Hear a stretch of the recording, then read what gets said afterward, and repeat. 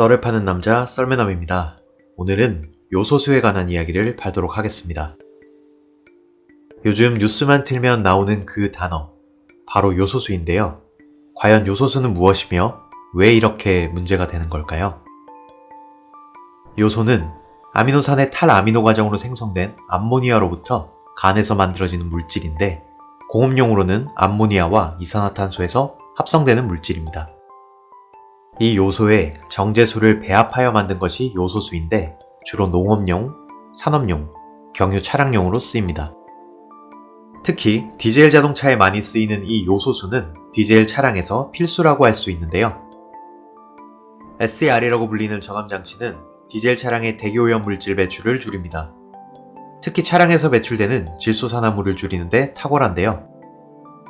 요소수를 배출가스에 분사시키면 촉매 반응을 통해 질소산화물과 일산화탄소를 물과 질소로 변환시켜 대기오염을 줄일 뿐 아니라 경제적이고 엔진 관리도 할 수 있습니다. SCR은 일정 주행마다 주기적으로 촉매제인 요소수를 보충해야 하기 때문에 디젤 차량에는 요소수 주입구가 설치되어 있습니다. 요소수가 부족해지면 자동차 계기판에 신호가 뜨게 되고 보충을 하지 않으면 시동이 걸리지 않는 등 차량 운행이 불가능해지는데요. 운행을 하더라도 정상 속도를 내지 못하도록 설계가 되어 있습니다. 경차는 1년 주기로 한 번 보충해주면 되는 것과 달리 대형 화물차는 300에서 600km 주행에 한 번 보충을 해주어야 해서 일주일 단위로 보충을 해줘야 한다고 합니다.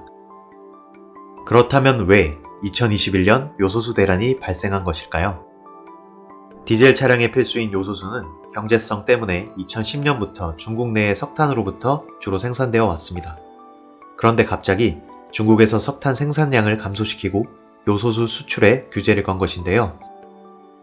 그 이유에는 여러 가지가 있는데 2020년 호주와 중국의 무역 분쟁으로 호주산 석탄이 중국에 들어오지 않게 되었으며 시진핑 주석이 2030년까지 탄소 배출 감소를 위해 탄소 생산량을 극도로 줄였는데요. 거기에 석탄 수입 차선책이던 아프리카 기니에서 쿠데타가 발생해 석탄 수급이 어려워집니다. 결정적으로 전 세계가 위드 코로나로 넘어감에 따라 제조업에 전력이 많이 필요해졌고 그 결과 중국 내부에서 요소 재고량이 부족해지기 시작했습니다.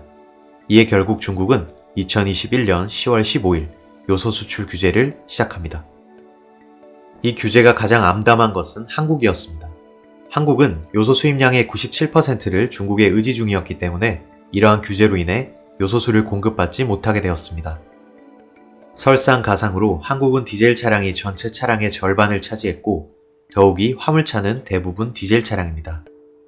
다행히 경차는 요소수 사용량이 높지는 않지만 화물차들은 당장 요소수 없이는 차량 운행을 못하게 되었고 화물차, 제설차, 쓰레기차 등 유통을 포함한 다양한 산업에서 큰 타격을 입고 있는 상황입니다. 정부의 미흡한 대처로 커진 이번 사태는 산업용 요소수를 급하게 배급하는 것으로 잠시 국민들을 안심시켜 주었으나 그 이후의 대비책은 여전히 마련되지 못한 상황입니다. 하루빨리 이번 사태가 진정되어 안정적인 상황이 왔으면 좋겠습니다.